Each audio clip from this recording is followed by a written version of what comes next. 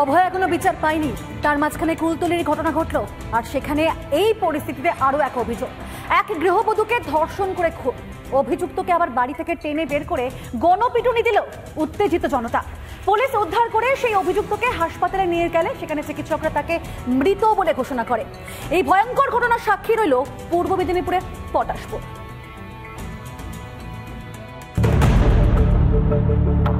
গৃহবধূকে জোর করে বাড়ি থেকে তুলে নিয়ে গিয়ে ধর্ষণ করে খুনের অভিযোগ। ধর্ষণের পর কীটনাশক খাইয়ে খুনের অভিযোগ পটাশপুরের বাসিন্দা সুখচাঁদ মাইতির বিরুদ্ধে। কীটনাশক খাওয়া অবস্থাতেই ওই গৃহবধূকে উদ্ধার করা হয়, হাসপাতালে মৃত্যু হয় ওই গৃহবধূ। আমি আমার শুয়েছিলাম, মা পিছনে আমার মানে ছাগল বাছুর আছে, পিছনে ছাগল বাছুর দেখতে গেছিলো, ওখান থেকে মাকে টেনে নিয়ে গেছে। টেনে নিয়ে যাওয়ার পর থেকে ওখানটায় যখন দেখি মা অসুস্থ হয়ে পড়ে আছে, তারপর এখানে হসপিটালে নিয়ে আসা হবে। এখন কি চাচ্ছেন? এখন কি চাচ্ছি, বিচার চাচ্ছি। এইরকম হয়েছে, মা তো আর নেই। এখন বলছে যে তুই ওই দিন কি দেখেছিস? না তোরা এই যে ওর বাড়ি থেকে বেরিয়েছিস এইটুকুই দেখেছি, কি করছিলিস আমি তো জানি না। তোরা বাঁচলি মরলি সেটা আমারও জানার দরকার নেই, আমি কাউকে কিছু জানিও না, শুধু দেখেছি। বলছে না তুই অনেক কিছু জানিস, তুই ভালো করে বল, নাহলে তোকে মেরে ফেলবো। তোকে আমি বেশি দিনের 4-5 দিনের মধ্যে তোর অবস্থা খারাপ, তোকে আমি শাসিয়ে যাচ্ছি এবং মানে যাচ্ছাদাভাবে গালাগালি। গ্রামবাসীদের অভিযোগ, অভিযুক্ত ওই সুখচাঁদ মাইতি তৃণমূলের কর্মী। প্রায় 20 বছর আগে নিজের স্ত্রীকে জলে ডুবিয়ে খুন করেও পার পেয়ে যায় এই অভিযুক্ত। এতটা প্রভাবশালী লোক, হ্যাঁ, ওই ব্যক্তির চাষ বন্ধ করে দিচ্ছে বাইরের লোকের। তারপরে বছর 20 আগে ও স্ত্রীকে মারিয়া জলে ডুবিয়ে দিচ্ছে, মারিয়া দিচ্ছে, সে কেস থেকে ও পার পাইছে। হ্যাঁ, প্রভাবশালী লোক। আবার এই ক্ষিপ্ত জনতা অভিযুক্ত ব্যক্তিকে বাড়ি থেকে বের করে এনে গণপিটুনি দেয়, আর সেই ভিডিও ছড়িয়ে পড়েছে সোশ্যাল মিডিয়ায়। মৃত্যু হয় পটাশপুরের অভিযুক্তের। পুলিশকে ঘিরে বিক্ষোভ উত্তেজিত জনতা। অভিযুক্তকে উদ্ধার করতে এলে বাধা দেওয়া হয় পুলিশকে। আর্চিকর কাণ্ড। তারপর কুলতলি ছোট্ট উমাকে ধর্ষণ করে খুনের অভিযোগ। আর এবার পটাশপুরের ঘটনাতে আবারও প্রশ্নের মুখে এ রাজ্যের নারী নিরাপত্তা। বিষ্ণুব্রত পণ্ডার report, Republic Bangla. Threat culture এ রাজ্যে অব্যাহত রয়েছে, তাই দেখা যাচ্ছে মানিকছকের নির্যাতিতাকে তাকে হুমকি দেওয়ার অভিযোগ উঠছে এবার পুলিশের বিরুদ্ধে। এমনকি চাপ দেওয়া হচ্ছে মামলা প্রত্যাহারের জন্য। এমনই বিস্ফোরক অভিযোগ খোদ সেই নির্যাতিতার, যদিও সমস্ত অভিযোগ অস্বীকার করেছে পুলিশ। এ প্রসঙ্গে আবার মালদার পুলিশ সুপার প্রদীপ কুমার যাদব তিনি জানিয়েছেন যে সম্পূর্ণ মিথ্যে অভিযোগ। পুলিশ আইন অনুযায়ী কাজ করেছে এবং অভিযুক্তকে গ্রেফতারও করা হয়েছে। ঘটনায় শুরু হয়েছে রাজনৈতিক চাপানুতর। করে নাও, সমাধান করে নাও, মানে আমি তোমাকে বিয়ে দিয়ে দিব, আমি টাকা দিয়ে দিব, সমাধান করে নাও না, আমি এটা করতে চাইছি না। তো আমাকে ও ধমকি দিচ্ছে কি তোমার নামে কেস করে দিব, তোমাকে বদনাম করে দিব। সেজন্য আমি চাইছি যে আমার সমাধান, মানে আমি বিচার চাইছি। এদিকে জুনিয়র চিকিৎসকরা তারা তাদের আন্দোলন করছেন, কিন্তু জুনিয়র চিকিৎসকদের নিয়ে ফের বিস্ফোরক আবার শ্রীরামপুরের তৃণমূল সাংসদ কল্যাণ বন্দ্যোপাধ্যায়। কোন্নগরের কানাইপুরে একটি অনুষ্ঠানে যোগ দেন তিনি এবং সেখানেই তার প্রশ্ন, কর্মবিরতির পরও কিভাবে রেজিস্টারে সই করলেন চিকিৎসকেরা, কাজ না করেও তারা কিভাবে ভাতা নিলেন। কোন্নগরের কানাইপুরে একটি অনুষ্ঠানে কল্যাণ বন্দ্যোপাধ্যায় বিস্ফোরক মন্তব্য করলেন।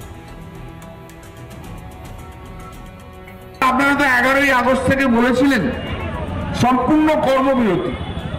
কর্মবিরতি মানে কি? কাজ না করা, স্ট্রাইক করা, মানুষকে পরিষেবা না দেওয়া। তাই যদি হয়ে থাকে তাহলে আপনারা একদিকে যেমন কর্মবিরতি করছেন, আবার আরেকদিকে যে অ্যাটেন্ডেন্স রেজিস্টারে কি করে সই করলেন, এবং অ্যাটেন্ডেন্স রেজিস্টারে সই করার জন্য আপনারা 32,000 টাকা করে, 30 থেকে 32,000 টাকা করে স্টাইপেন্ডও উইথড্র করলেন। এটা কি করে হয়? এটা তো ফ্রড, এটা তো চঞ্চকতা। মানে 15 দিনের বেশি ছুটি নিলে নন কলিজিয়েট হয়ে যেতে হবে, পরীক্ষা দিতে পারবে না। আর আপনারা 55 দিন 59 দিন কাজ করবেন না বললেন, কর্মবিরতি বললেন। সেই কর্মবিরতি বলে আবার অ্যাটেন্ডেন্স রেজিস্টারে কি করে সই করলেন? তাহলে ওই আইনের ফাঁকটাকে করার জন্য, বন্ধ করার জন্য। আমরা যখন কর্মবিরতিতে ছিলাম তখন আমাদের সিনিয়র যে ফ্যাকাল্টি আমাদের বক্তব্য ছিল যে আমরা হাসপাতালে উপস্থিত থাকব। অ্যাটেন্ডেন্সের অর্থ হচ্ছে যে আমরা হাসপাতালে উপস্থিত রয়েছি এবং প্রোটেস্ট মঞ্চে উপস্থিত রয়েছি। এটা যদি হয় যে আমরা অ্যাটেন্ডেন্স নেই, আমরা প্রোটেস্টের নাম করে কেউ বাড়িতে বসে রয়েছে, সেটা যাতে না হয় সেই জন্যই এই সিদ্ধান্ত নেওয়া। এবং কলেজ ফ্যাকাল্টি, আপনারা কলেজ ফ্যাকাল্টিকে গিয়ে জিজ্ঞাসা করবেন। কারণ হিসেবে যদি ওনারা বলেন যে স্টাইপেন্ড তোলার জন্য, বহু লোক সাইন করেননি, বহু লোক সাইন করেছেন, কিন্তু এটা নিয়ে যদি তার কোনো সমস্যা থাকে তিনি তো স্বাস্থ্যমন্ত্রীকে এটা জানাক, স্টাইপেন্ডগুলো আমাদের বন্ধ করে দেওয়া। আর এবার যে খবর জানাচ্ছি আপনাদেরকে, কর্মীদের বিক্ষোভ এবং তার জেরে বন্ধ ভেসেল পরিষেবা। অভিযোগ যে দেওয়া হচ্ছে না নবান্নের ঘোষণার মতো তাদের বোনাস, এবং তার জন্যই তারা কি করছেন, বিক্ষোভ জারি হুঁশিয়ারি দিয়েছেন। তবে এর জেরে কিন্তু আবার দুর্ভোগে পড়তে হচ্ছে নিত্যযাত্রী থেকে পুণ্যার্থী সকলকে। দেখো,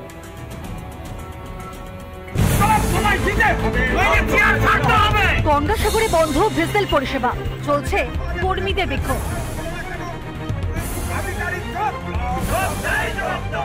নবান্নের কাগজ নকল করে কম বোনাস দেওয়ার অভিযোগে উত্তাল পরিস্থিতি।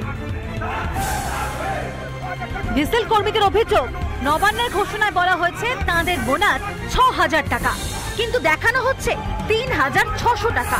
আর তারই প্রতিবাদে ছোট ভেসেলের শতাধিক কর্মী ভেসেল পরিষেবা বন্ধ রেখে সামিল হয়েছেন বিক্ষোভে। আমাদের পুজোর বোনাস ৬,০০০ টাকা দেওয়া হলো না কেন, সেই জন্য সাগর ইউনিটের পক্ষ থেকে সমস্ত অস্থায়ী কর্মী আজকে আন্দোলনে বসেছি। সবার সঙ্গে আলোচনা করে আগমতে আমি বলতে চাইছি যে আমাদের ৬,০০০ টাকা যদি না বোনাস দেওয়া হয়, আজ থেকে আমরা ভেসেল পরিষেবা বন্ধ রাখবো। নবান্নের অর্ডারকে অস্বীকার করে একটা ফেক অর্ডার বের করে বলছে যে এটা ৩৬০০ টাকা অর্ডার তোমাদের, কিন্তু ২৪০০ টাকার কোনো রকম উল্লেখ নাই, যার জন্য আমরা পরিষেবাটাকে বন্ধ রাখছি।